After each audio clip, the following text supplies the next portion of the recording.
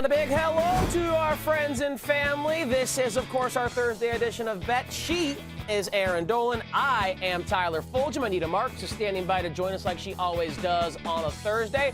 We're going to flat break down Super Wild Card Weekend, get into some of those picks, run the three-person weave in the NBA as we have some good games that'll be coming up here a little bit later tonight. But of course, before we get things started, I remind you, it's on the screen right there, to check out our YouTube channel, ESPN Sports Betting. It's youtube.com/ESPN Sports Betting, where you can find all the good stuff Erin, Anita, myself, Doug, Joe are bringing you throughout the week on all of our platforms. All right, Erin, are you warmed up and ready for bet? Because I know it's been a little chilly in your crib. I saw you wearing the jacket earlier before the red light turned on. Yes, we live in an old stone house, and the heat just does not work. And I mean, the heat does work, but when you're in an old stone house, it's just not that warm. And honestly, it's like being in a real studio, though, at least. Kind of mocking that. No, they keep it chilly in here, but I like that. I can only sleep when it is cold. I keep it at like 60 on my thermostat because I get too hot. That's neither crazy. Here nor there. I put it on 75 before I go to sleep. No, you put it on 60? 60. 65 at the most. That's crazy. Well, I'm like a radiator when I sleep. It just, all the body heat is leaving me.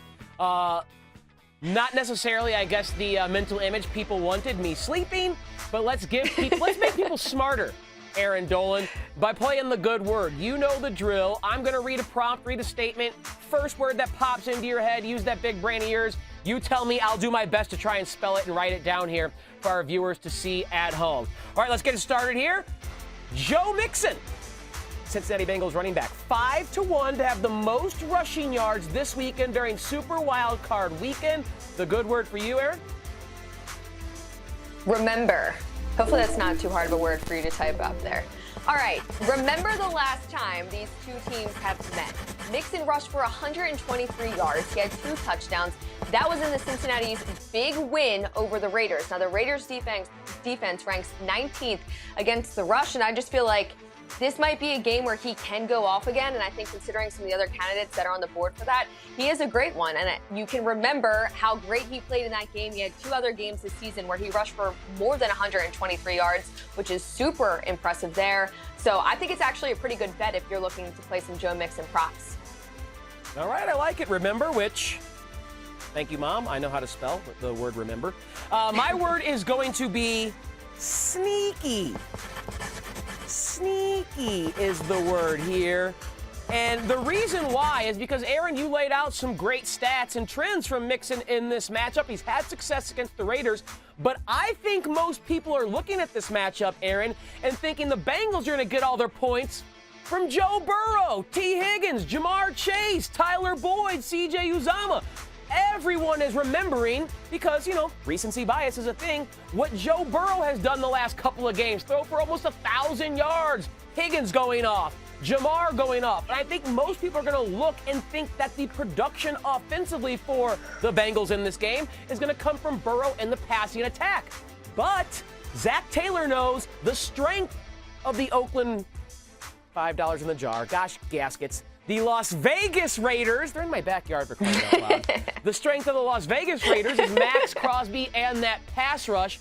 And the O-line of the Bengals is not that great at keeping Burrow upright. A high sack rate, a high pressure rate. So I think they're going to try and counter that by running Mixon a lot, running the football. Sneaky is my word, because I think he's going to get a lot of opportunity in this matchup. All right, let's move to number 2 here. We'll have in another wild card matchup, the Chiefs hosting the Steelers. Patrick Mahomes is plus 450, Erin, to have the most passing yards during Super Wild Card Weekend. What is your good word? Nah. I know it's not great grammar, but nah.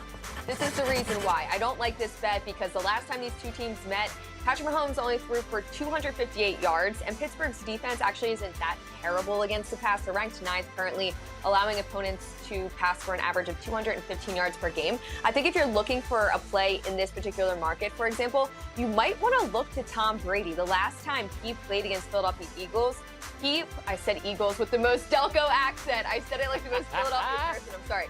The Philadelphia Eagles, he was able to pass for 297 yards. So that would be my play in that one. I know some people might like Joey B as well since he's been so hot. 971 yards in the last 2 weeks. That's pretty impressive.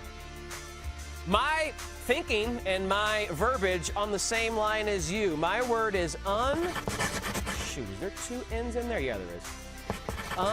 Unnecessary. As in, it is unnecessary to make this bet because it is unnecessary for Mahomes and the Chiefs passing offense to go to work against the Pittsburgh Steelers. One, I don't think the Steelers are going to score more than 13, 14, 16 points. The way to attack the Steelers, as many teams have shown us throughout the end of this regular season, is to run the football at them. And even though that is certainly not the strength of the Chiefs offense, I think Andy Reid realizes that whoever is available, whether it's Darrell Williams, whether it's CEH, Clyde Edwards-Helaire, whether it's Derek Gore, Jarrett McKinnon, they'll have some running backs find success. I just think this game is going to go under.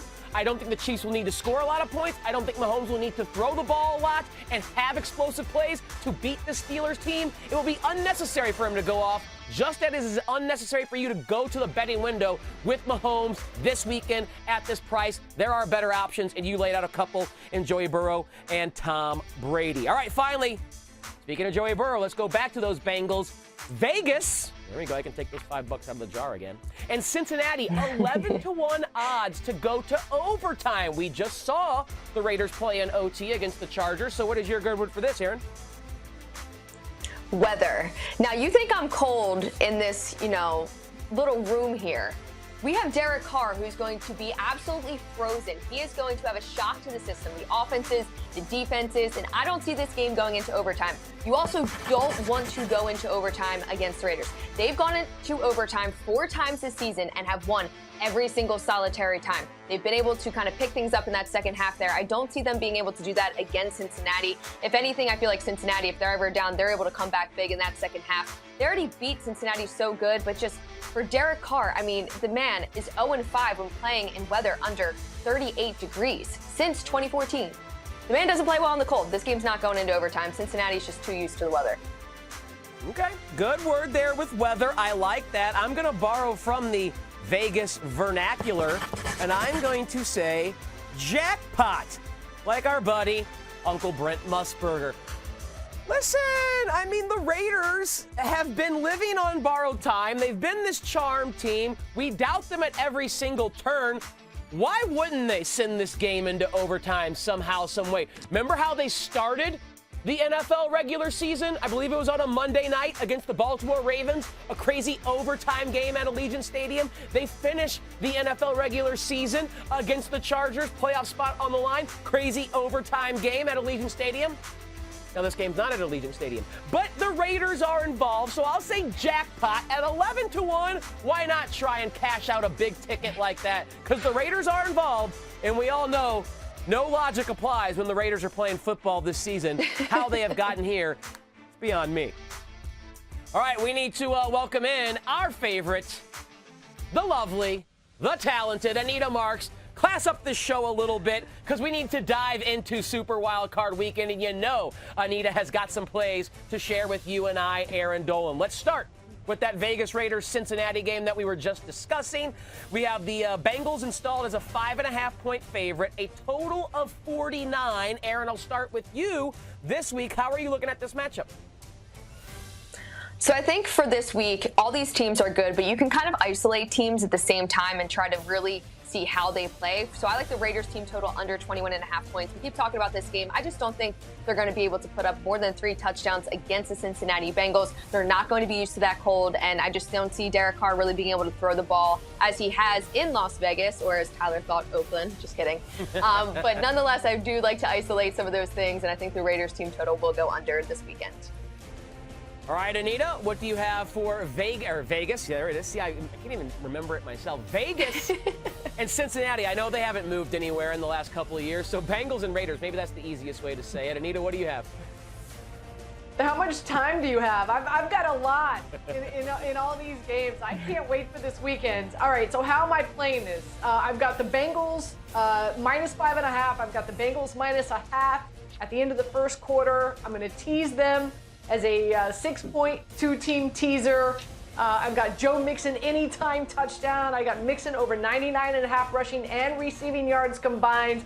You know, I'm going to go one step further with what Erin said in regards to the weather. You know, I'm with her. I think weather conditions are going to be really difficult for that cozy, little dome stadium that those dudes play in, which is probably a stone's throw from where you live, Tyler. On top of that, keep in mind, this is a Raiders team coming off of an overtime game against the Chargers where their defense alone, they were on the field for 40 minutes, let alone they had to contest 88 plays.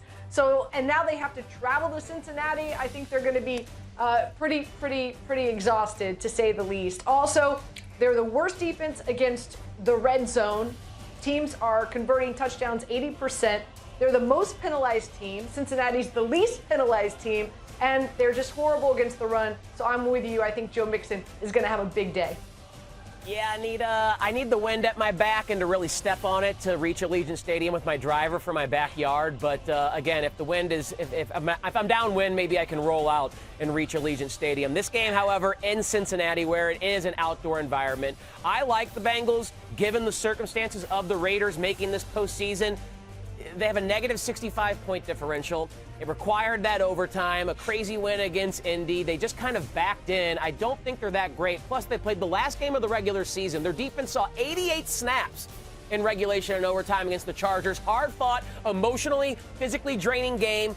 Now they go short rest, over to the Central Time Zone, or Eastern. I don't know where Cincinnati is in regards to the time zones, but they're moving at least 2 time zones over. So 3, they're going all the way to the Eastern Time Zone. Cincinnati is what I'm told. And it's the earliest game on Saturday. Super short rest, a difficult spot, so I like Cincinnati there. I do think Darren Waller, though, is someone we can attack. It was pleasant to see him play 78% of the snaps against the LA Chargers. Derek Carr missed them on a few shots. I would play his receptions over. I'd play his yardage over.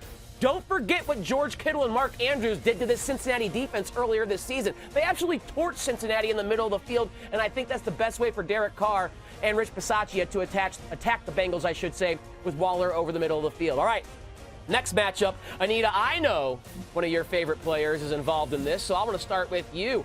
Buffalo hosting Mac Jones and the New England Patriots. This will be a rubber match, each team winning on the other team's field earlier this season in divisional play. Buffalo installed as a 4-point favorite here. Total of 44. Again, you see the forecast there. Weather will be a factor. Anita, what you got for this matchup? Yeah, again, a plethora of plays here, and they all lean towards the New England Patriots. I like them +4. I'm going to tease them along with the under. I think Damian Harris in that rushing attack has a big day. I think Josh Allen does not. So a few things here. Now, no 40-mile-per-hour winds, but in 4 games that Josh Allen has played in sub-zero temperatures, less than 200 passing yards each game, less than 56% completion percentage, 4 touchdowns, 7 interceptions. This Patriots defense against the pass is good, ranked 3rd. They've got the 7th highest pressure rate. And again, I think whatever team has a better rushing attack is going to be victorious. So I love the Patriots getting the points here, guys. All right, Erin, what are your thoughts on this matchup at Orchard Park? I'm looking at the Bills team total over 24.5 points. I like this so much better at 24. It's now juiced to the under. So make sure if that does drop to 24, you kind of take a look at that. Make sure you cash that or grab that over and hope that it cashes. Now, you have a Bills team that currently averages 28 points per game. They're also ranked 5th in time of possession, so they can slow things down and really be able to, get some points in terms of that. Also, the Bills, I do think they slightly do have a home field advantage, just considering both these teams did split that series, considering each person had one at home. And obviously the Bills Mafia is no joke. If I was an Eagles fan, I would definitely be part of that Bills Mafia. But overall, kind of, you do have a coach in Bill Belichick who's able to, or has, a lot of playoff experience. But with Mac Jones, I just wanted to note this trend, which I thought was pretty interesting. Since 2010, rookie quarterbacks are 2-6 in playoff games, and the only 2 wins were when 2 rookie quarterbacks faced each other. So I think this is going to be much more difficult for Mac Jones than people expect. Yeah, that's a good little nugget about rookie QBs in the postseason. I'm going to attack the total. I'm going to go under 44. I do think mostly driven by the Patriots side. This game stays under 44, and Anita brought some good points about how the Bills have struggled, and Josh Allen has struggled a little bit when the temperatures are this frigid. I will play the Patriots team total under 19.5. Mac Jones in his 2 matchups against Sean McDermott's defense this season completed just 45% of his passes, 4.7 yards per attempt, 0 touchdowns, and 4 turnovers, 2 picks and 2 fumbles lost. So I think that offense will struggle to move the football. I also like his longest completion to be under 32.5 yards. He's a guy who does not push the ball vertically. He's a guy who operates in the short intermediate area. So unless there's some missed tackling on the Bills defense, I don't think 32.5 is going to be exceeded as his longest completion in that game. Finally, I think what will be the most interesting, maybe the best game of Super Wild Card Weekend, the Dallas Cowboys hosting the San Francisco 49ers. Dallas laying 3 in this one, total of 51. It's a Sunday 4:30 Eastern kick. Anita, what you got for this one? Yeah, listen, I got on this early. I love the 49ers here. I got them at +3.5. You can't find that anywhere. So you know what? I'm gonna spin. I'm going to take the 49ers +4 at -125. You can get that at DraftKings. Also, I think the 49ers offense is going to have a lot of success, so I'm playing a lot of overs with Jimmy Garoppolo, Deebo Samuel, and Elijah Mitchell. 49ers, believe it or not, the last 10 weeks have the second best offense in the NFL behind Kansas City. They've got the #1 red zone conversion rate. Jimmy Garoppolo is a magician against cover 3. And the Dallas Cowboys play cover 3 almost 50% of the time. Elijah Mitchell averaging 4.7 yards per carry, which helps with play action, which of course will help Jimmy Garoppolo. I think the 49ers offense rolls against the Dallas defense, especially with Trent Williams on the offensive line. All right, Erin, you see Anita liking that San Francisco side in their offense. Are you following that, or are you maybe thinking elsewhere? I am. I'm looking at San Francisco 49ers team total over 23.5 points. They're averaging 25 points per game, and both of these defenses only allow 21 points, but this is the highest total on the board and the shortest spread. And Caesar Sportsbook is actually expecting the 49ers to be the biggest public dog this weekend, which is quite interesting. But Dallas just does not play well against good competition. They're 6-0 against the NFC East, which is not impressive. They're 6-5 against everybody else. Whenever they are pressed by good competition or relatively good competition, they do not step up. And I think the 49ers will be able to put points up against the Dallas defense that also ranks 20th against the pass and 16th against the rush. I mean, as I just mentioned, they're not great. And you have a 49ers team who played much tougher competition throughout the entire season. So for me, I'm definitely rocking with the 49ers. Yeah, we're all kind of on the 49ers side here. My favorite plays for this game, a couple of props. Eli Mitchell. I know you like him to produce, Anita. I think he's going to get the opportunity. I'm going to play him over 19.5 rushing attempts. He has gone 21 or more rushing attempts in each of the last 5 games. So 21 has been the floor for the past month and a half for this rookie that Kyle Shanahan has fallen in love with. Jimmy Garoppolo to throw at least 1 INT. It's a little juicy at -145, but we know if the Cowboys defense has a strength, it's on the defensive line applying pressure, and with Trevon Diggs and some of those ball hawks in the secondary. They were one of the best teams in the NFL at creating turnovers, so I do think Jimmy G, who can be a little erratic with the football, will throw at least 1 interception, win, lose, or draw in this game. All of our action seemingly on the 49ers side there, so what could possibly go wrong? All right, ladies, time now to advance the show to place or pass. You know that means I'm going to give us all a bet in a certain game, and then we determine if we place a little action on it or if we're just going to pass and leave it for someone else, the suckers. First one to place or pass. Tampa Bay to score in all 4 quarters against Philadelphia. Anita, +130 is the payout. What say you? The odds are tempting, but I'm going to pass.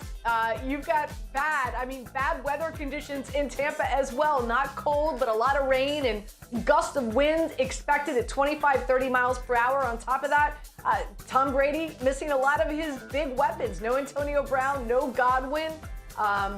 Grayson is out as well. So, and I think this Eagles defense, Erin, I think your Eagles defense is going to show up. So I'm going to pass here, even though the number is very tempting. All right, Erin. Anita thinks your Eagles defense might show up. Do you think they can stop Tom Brady from finding the paint in at least 1 quarter? You know it's bad when another analyst is saying that and you're a fan and you're like, nope, I really don't feel that way because I'm an Eagles fan. I'm like, I know what they're going to do against Tom Brady, and it's going to be an ugly, ugly game. I mean, they're just also just, it's amazing that the Eagles are in it. I'm thankful for that, and that's great. But I am going to place this bet. I think it's interesting given that it's still at plus money. I think Tom Brady, he'll be able to get it done in all 4 quarters. I know that weather might be, a little bit of an issue, but at the same time, he did play in New England, and I feel like he has so much experience in bad weather. Playoff Tom Brady is a Tom Brady that I don't mess around with, and if I can get anything at plus money on something Tom Brady's going to do, then I'm probably going to place it. Very fair handicapping there. Tom Brady in the postseason. Don't bet against him. That's usually a winning proposition. I am going to break the tie here. I'm going to pass, though. Anita, I think, makes some good points about the offensive issues with personnel kind of being changed, evolving, morphed at the end of the season. Antonio Brown kicked him out. Chris Godwin, you're losing him for the rest of the season. Their running backs, Leonard Fournette and Giovanni Bernard, are coming back. Will it take some time to knock the rust off? Maybe. I think so. And I just don't think the Buccaneers will need 30 points. I don't think they'll need to score in all 4 quarters, a touchdown at least, to win this game. So I'm going to say pass on this at plus 130 and agree with Anita. Let's move to that Kansas City-Pittsburgh matchup. Another one involving a guy we usually don't want to bet against in the postseason. That's Patrick Mahomes and the Chiefs. Kansas City over 3.5 total TDs. This is pretty much an even money bet here. Got the juice at minus 110. Anita, do you think the Chiefs will score at least 4 touchdowns or not? Yeah, I'm going to place this for sure. Keep in mind, the last time these two teams faced each other, the Kansas City Chiefs had 16 players that were on COVID protocol heading into that game. Also, Travis Kelce was inactive. Tyreek Hill was a shell of himself, 2 for 2 for 19 yards. Clyde Edwards-Helaire left the game in the second quarter because of a shoulder injury. And yet, Patrick Mahomes still passed for over 250 yards and 3 touchdowns. They were able to score 4 touchdowns. The Pittsburgh Steelers, they've been on an emotional roller coaster for the last 3 weeks heading into this game. So I think they're a defense that can be had. So I would place this absolutely. All right, Erin, you think Patty Mahomes can find the paint 4 times? I'm passing on this one, which is a little surprising because I really do like Patrick Mahomes, and we know how bad the defense is for the Pittsburgh Steelers. But I wouldn't be surprised if we saw maybe 21 points thrown by him and not really hitting over the 3.5 touchdowns. So for me, I am not going to place this bet, but I did want to mention that they're pretty good. 480 total points, 57 touchdowns this season. So that's not really helping my argument here. But I think that the Steelers, Ben Roethlisberger, he came out this week and said he's just going out there and having fun. That is code for I'm going to cover, something crazy is going to happen. I don't know what that is just yet, but it's making me a little worried about this game overall. So I'm going to pass on it. Yeah, I'm going to pass as well. And I don't think the Chiefs and Mahomes will need to score 4 touchdowns to win this. The Steelers played at Arrowhead about a month ago, and they scored just 10 points. We know they scored just 16 points in beating Baltimore to get into the postseason. I don't think 4 touchdowns will even be necessary, and I do agree with what you're saying there, Erin, that Mike Tomlin and that defense, literally nothing to lose. They will have something to bring at Andy Reid, Patrick Mahomes, and that Chiefs offense. So unless Ben Roethlisberger gives touchdowns to the Kansas City defense, I don't think 4 will be needed by the Chiefs to win this game and maybe even win this game comfortably. Let's move to my Rams. Monday night on the MegaCast, we get to watch them take on the Cardinals. We've seen Matt Stafford turn the rock over multiple times in mini games here down the stretch. Anita, the Rams, more than 1.5 turnovers against Arizona, plus 175. Place or pass? I'm going to place this for sure. You've got Matthew Stafford, multi-interceptions, 3 straight games. Also, the Arizona Cardinals, they have 13 interceptions on the season and 22 forced fumbles. So, yeah, I'm placing this. All right, Erin, hard to disagree with that even as a Rams fan. You think my Rams are going to turn it over at least twice? At least we're all honest on this show, even with teams that we like. Yes, I do. I'm going to place this. The Rams have 23 turnovers this season, and we know Matthew Stafford is absolutely interception prone. I mean, the man is tied for 30th in the league. He has 17 interceptions. The last 2 games, he's thrown 2 interceptions. The game before that in Minnesota, he threw 3. How could you not place this? I mean, it's plus 175 as well. Yeah, I think the price, the return on investment is what makes it attractive. Obviously, the trend is obvious. Everyone's talking about Matt Stafford and his turnovers. But the fact that you get it at plus 175 to have multiple turnovers, as much as I'd hate to admit it, that's just good value based on what Stafford and the Rams have been showing here as of late. So I will place, I will not show my bias, I will place that on the Rams having at least 2 turnovers against the Arizona Cardinals.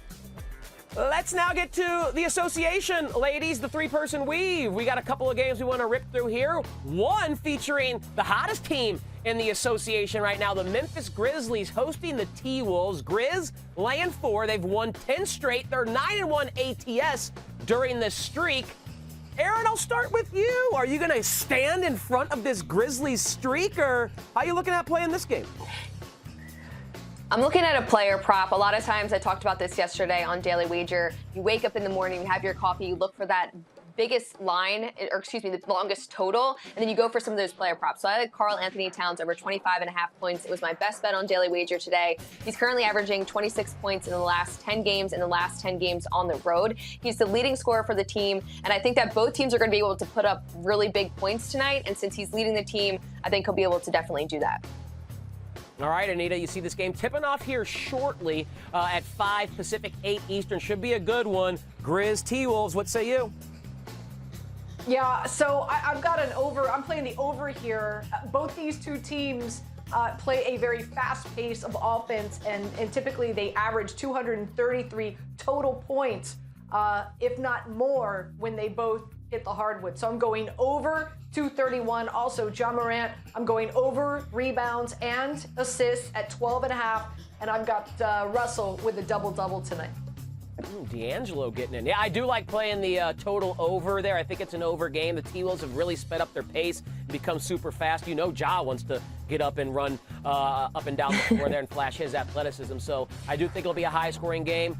I am going to back the Grizzlies. I'm not jumping off this train. Again, 9-1 ATS during their 10-game win streak. The last time these two teams played each other, the T-Wolves beat the Grizzlies by 43. That locker room is going to remember that beatdown, and they are going to want to continue this hot streak by beating down the team. I'm not stepping in front of the Grizz, who have just been mammoth. They have been bears during this stretch. The best team in the association. Ja's been can't miss TV, so I'm going to keep backing that until we fall off this train. All right, how about a good one we have? Well, maybe not a good one, but one worth discussing, because the Thunder have the 3rd best cover percentage in the NBA. The Nets are the worst cover team at home. They're without Durant, they're without Kyrie, they're without Patty Mills, and they're laying 5.5 against the Thunder. Total of 216.5. Still got a little bit more time. 8:30 Eastern tip-off here. Anita, are you willing to back the Nets at home, where they've struggled all year long, or do you have the gumption to go with a team that's awful in terms of their win-loss record, but really good against the spread? I'm staying away from a side here, but let's be honest. You just listed all the guys that are not going to suit up for the Nets. It's going to be the James Harden show for sure. So I'm going James Harden over his point total, whether it's 29.5, 30.5. Obviously, you can find it at 29.5. Good for you. That's how I'm playing this one.